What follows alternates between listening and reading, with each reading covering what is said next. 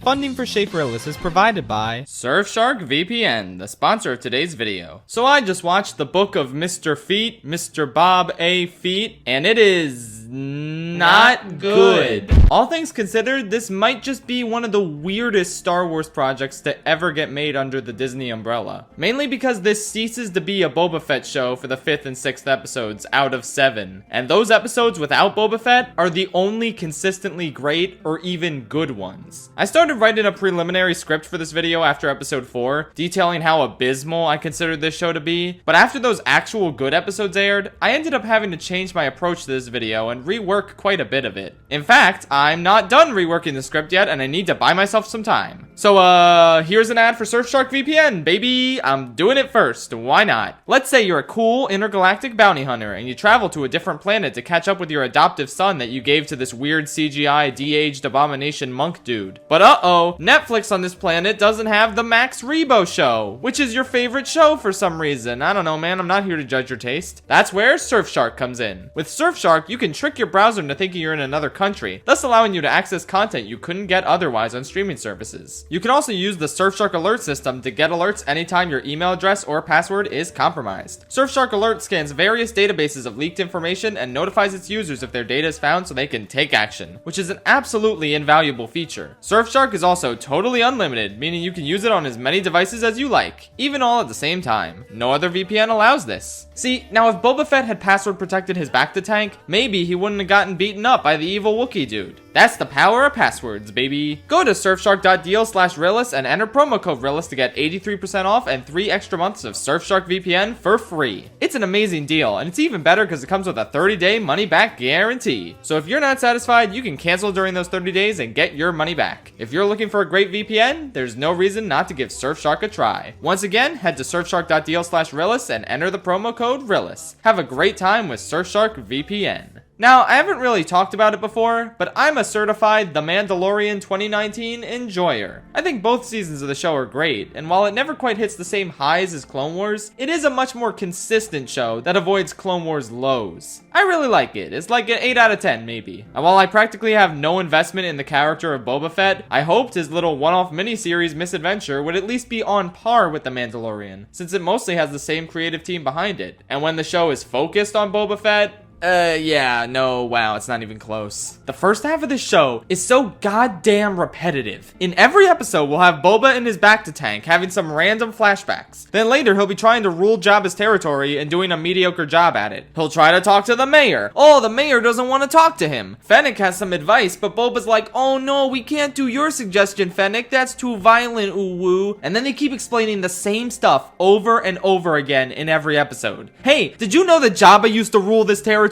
Then Bib Fortuna took over, then Boba shot him and took over for himself? Let's remind you of that fact in every episode. If I have to hear the name Bib Fortuna one more goddamn time, I am jumping in the Sarlacc pit. And on top of that, Boba and Fennec are both just so uninteresting. Like, with Fennec, can you name a single personality trait she has? Anything at all? She's there to be the stoic, badass muscle, but she's never really been developed past that. She was cool as a side character in The Mandalorian and Bad Batch, but once the focus is shifted to her, it becomes apparent that she has nothing interesting to say or do. Even in the flashback episode where Boba saves her life, we don't get any interesting characterization out of her. The only breadcrumb we get is the fact that she wants to stay with Boba even after her debt is repaid. But why? Why does she choose to keep helping Boba? What does she see in this senile old crackpot who flies his ship into a Sarlacc pit to look for his armor? And then we have Bob. I have never seen a show more uninterested in its main character than the Book of Boba Fett. He just isn't compelling, which is very fitting since he was the original Fennec, someone meant to be a badass action figure instead of a legitimate character. This show tries to give him something to work with, showing these insanely long flashbacks of how he was captured by Tusken Raiders after escaping the Sarlacc pit, and he eventually became a valued member of their tribe before they all got murdered off screen. How shocking. And now Boba wants to protect the people in Jabba's old district of Mos Espa to make up for the fact that he let his Tusken tribe die. That's a perfectly fine story for Boba on paper, but in order to be engaging on screen,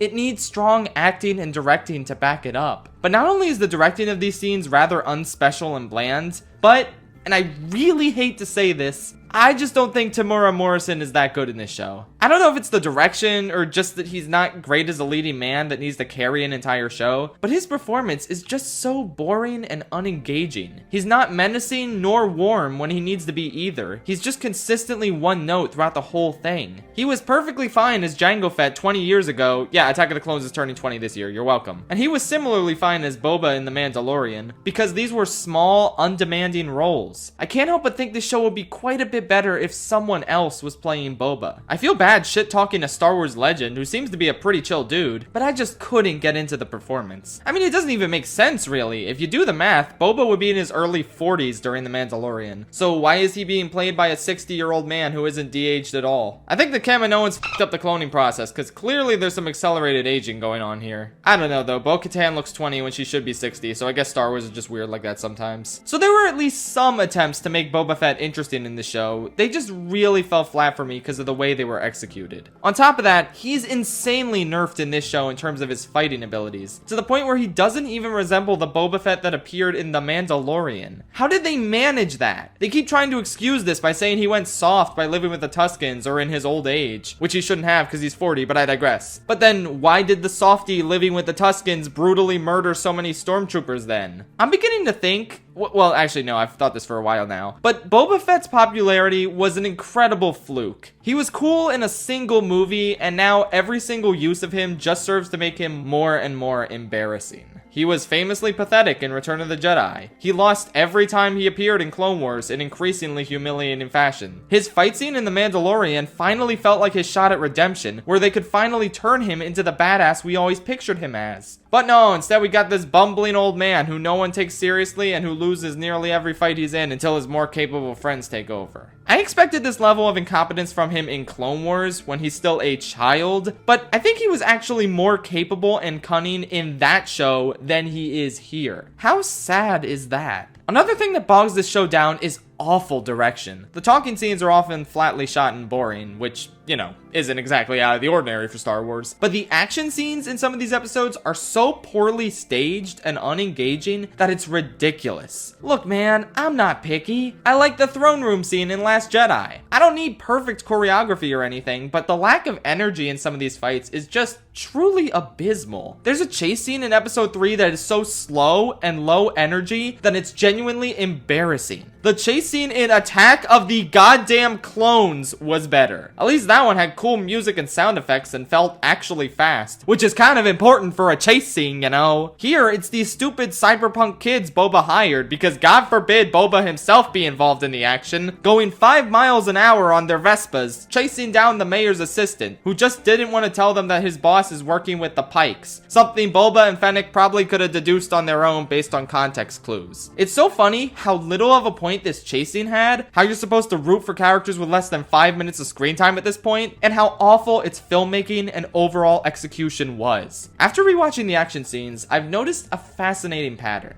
The most consistently bad action, in my opinion, took place in episodes 1, 3, and 7. And wouldn't you know it, these 3 episodes all had the same director. Robert Rodriguez. Robert Rodriguez might just be one of the most inconsistent directors in all of Hollywood. It's completely up in the air if you're gonna get something of quality out of him. I think the episode of The Mandalorian he directed that heavily featured Boba Fett was excellent and refreshingly visceral and brutal. But instead of tapping into that same energy for the series, he gave us this Spy Kids 3D game over bullshit ass directing. The amount of slow-mo in the last episode in particular really took me out of what was otherwise some decently cool shit. It was just so poorly executed, and any of the other Mandalorian directors could have done a better job. I don't think one great Boba Fett episode warranted giving this man 3 of the 7 episodes of this show. But like, I can't be too hard on Robert Rodriguez. He's the man who directed this scene. Send him to the principal's office and have him expelled! Masterpiece shit. But yeah, Rodriguez's directing here is kinda bad, and the people who directed episodes 2 and 4 were just kinda average. 4 was a slight improvement over the first 3, but overall, it was an entirely unengaging story with extremely low stakes, and no clear villain outside of the vague threat of the Pikes, who I'm really fucking sick of after that Martez Sisters arc in Clone Wars that I'm still not over. Boba Fett has absolutely no moral obligation to help the people of Mos Espa, who we barely ever see. Where the fuck is Watto? Bring Watto back.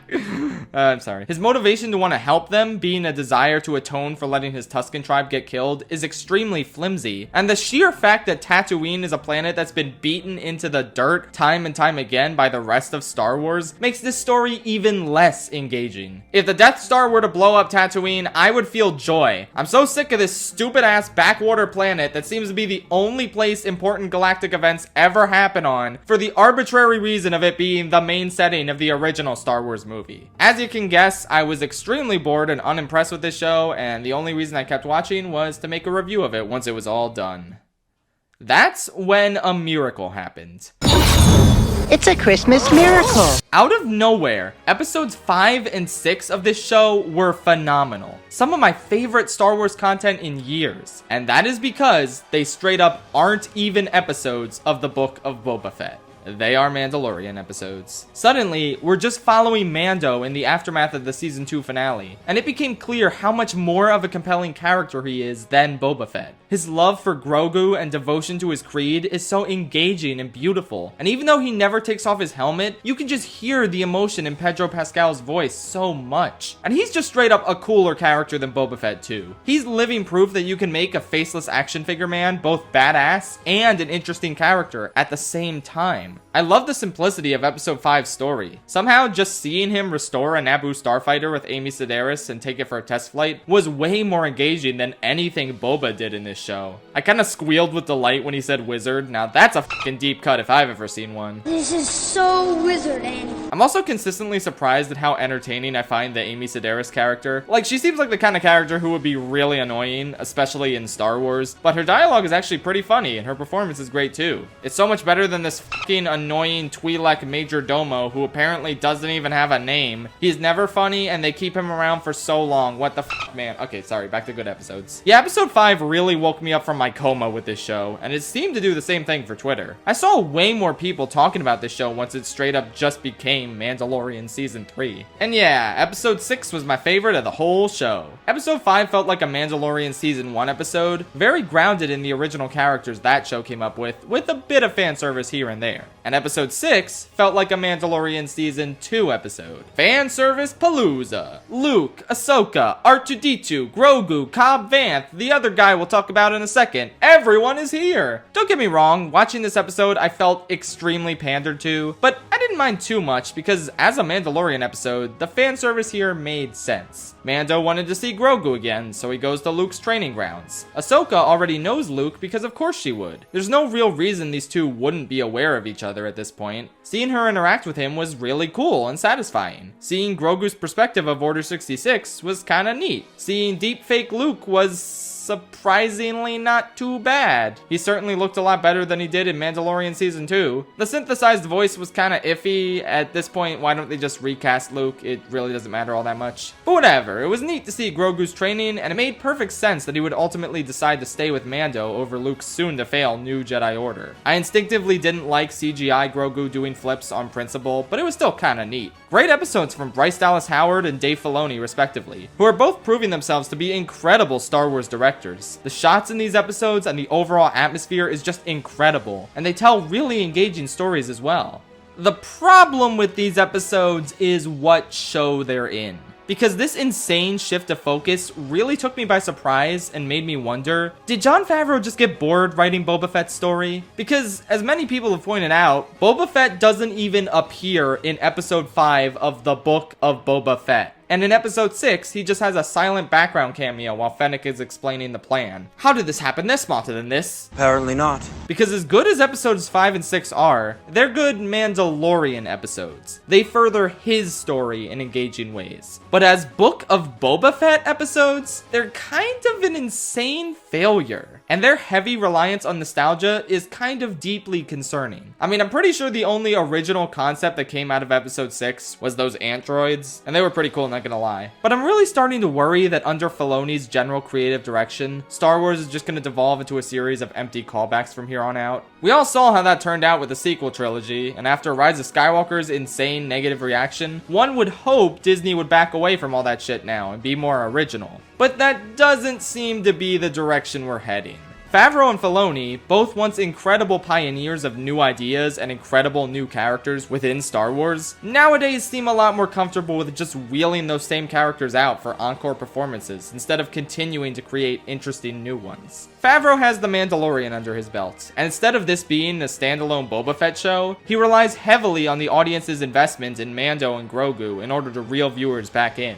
And it worked on me. I watched this show I didn't really like just to see Mando and Grogu, in the same way one might watch Rebels to see Ahsoka more. And speaking of Ahsoka, now that the original trilogy has been thoroughly milked of all its nostalgic worth, it's time to move on to the prequel trilogy and the Clone Wars. Don't get me wrong, I think Dave Filoni has had more of a positive influence on Star Wars as a brand than nearly anyone. I love Clone Wars with all my heart, and so do a lot of people, which means a fan base hungry for more Clone Wars content certainly wouldn't object to see more of those formerly original characters they loved getting milked for all they're worth. And with that, we finally come to the most interesting topic of discussion with the Book of Boba Fett, as well as the greatest source of missed potential in the whole series, Cad Bane. One of my favorite Star Wars villains of all time returns at the end of episode 6. He looks pretty good in live action, all things considered. Maybe he could be a little bluer, but he's elderly at this point, so it's fine. Most importantly of all, he looks and sounds damn scary. He has an amazing confrontation and shootout with Cobb Vanth, and it's overall just an incredibly well-directed and exciting scene. I was thrilled to see him again, even though I knew it was just more pandering thrown on top of an already very pandery episode. But bringing Cad Bane back for this show still felt like a natural choice. While Boba has gone soft, Bane is as sharp as ever, despite being old as shit at this point. That means we can have a hero and a villain with an incredible contrast between their perspectives and methods, as well as some legitimate history with each other. There was a canceled Clone Wars arc where Boba and Bane were gonna have a shootout, where Boba would have gotten his iconic helmet dent and Bane maybe would have died? I don't know, the details on that are fuzzy. Obviously this arc never aired, so this wasn't considered Bane's canonical death anymore. I think maybe it did still happen and Bane just survived, I'm not really sure. But yeah, Cad Bane is a brilliant choice to be the main villain of a Boba Fett show. He could have given me a reason to care about what was going on, since Boba would now have an actual personal stake in the plot.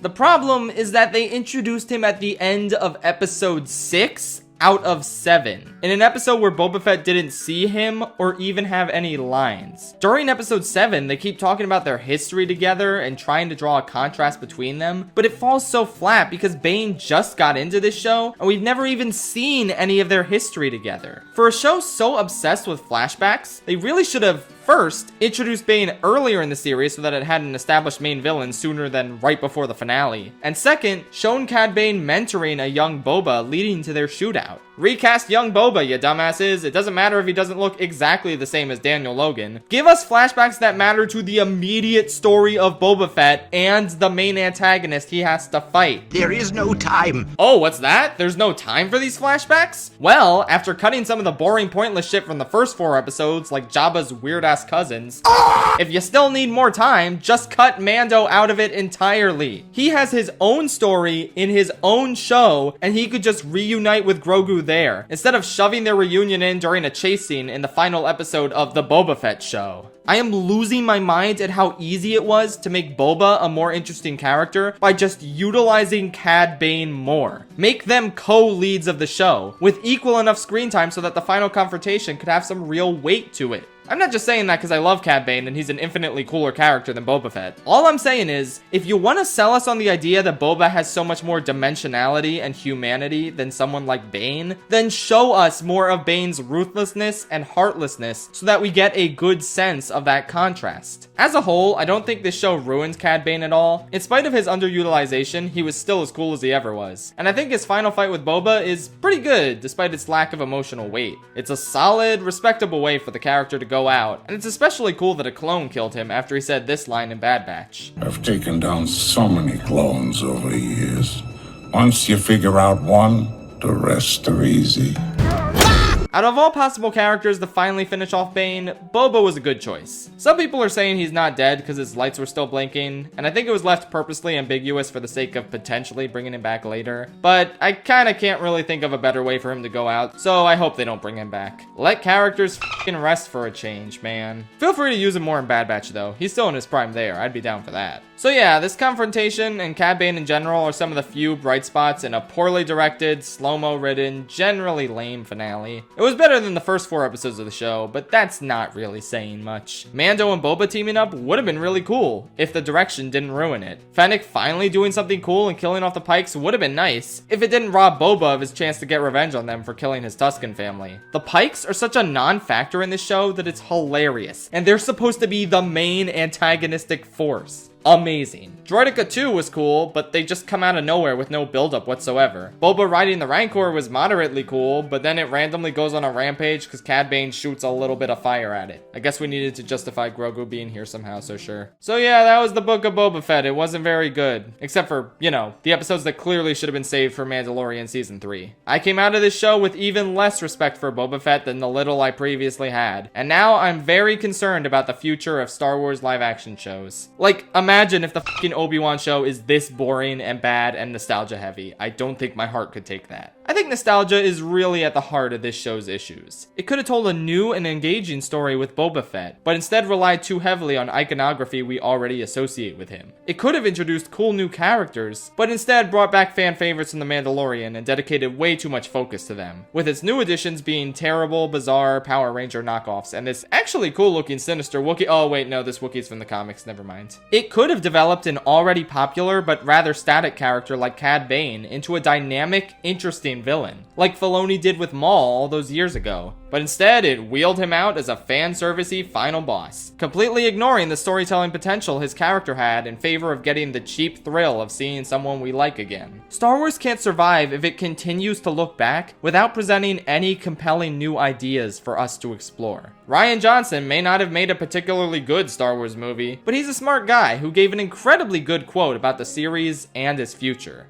When people ask me, don't you think people are gonna get sick of Star Wars movies? To me, that question indicates that they're thinking of Star Wars movies as a museum exhibit that is wheeled out once a year so you can say, oh, I remember that thing. And yes, if Star Wars is that, people are gonna get sick of it really quickly. But if Star Wars are great new movies that are exciting and fresh, and that challenge you and surprise you and make you feel things and engage you the way that those original movies did, but always taking you to new places, both in the galaxy and emotionally, that's never gonna get old. That's what it's all about. Anyway, remember Jabba's palace? Remember the Rancor? Remember the Sarlacc pit? Remember Boba Fett's starship? Remember Tatooine in general? That was the planet from Star Wars movie that you liked, remember? The Star Wars? Remember Luke Skywalker? Remember Ahsoka? Remember Order 66? Hell yeah, I love Youngling Slaughter. R2-D2 showed up and I clapped. Remember the pod race and the Naboo starfighter and the pit droids? Whoa, look, it's Mando and Grogu. It's been so long since we've seen them. How nice that they're finally back after all these years. Remember Cobb Vanth? Remember Hutts? Remember the Pikes? Remember Gamorrean guards? Remember Droidekas? Remember Max motherfucking Rebo? There he is, it's Cad motherfucking Bane. You may now applaud. We did it. We brought him back for 15 whole minutes of screen time. Now he's dead, baby. Thanks for watching, fuckers. 5 out of 10. And I'm being pretty generous. Those Mando episodes were just really good, even if they didn't fit in with the rest of this series. In fact, those 2 episodes together are 9 out of 10s, and without them, the show as a whole would be a 3 out of 10. So yeah, 5 seems fair. If you want to be caught up on Mando's story, then just skip the first 4 episodes entirely. You might be a little lost as to what Boba's doing in episode 7, but I promise you, actually knowing what's going on doesn't make that episode more entertaining. Oh my god, I didn't expect to be talking about this show for this long. Fuck me, I hate Star Wars. I'll watch the Kenobi show though, because of course I will. Good night, Tri-State Galaxy.